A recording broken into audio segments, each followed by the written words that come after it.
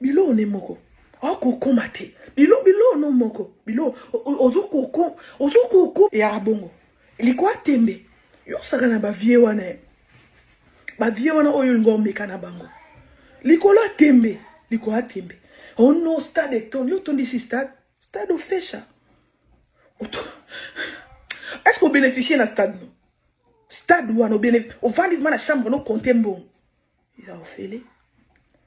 Pourquoi boli biso no stondime pourquoi bolinga na ndime pourquoi quand na uti na musala na lem pourquoi bolika na ndima pourquoi pona ndima fallait na yo que loko est agréable à l'oreille na oka été na oka kaba demi-temps na oka kaba demi-temps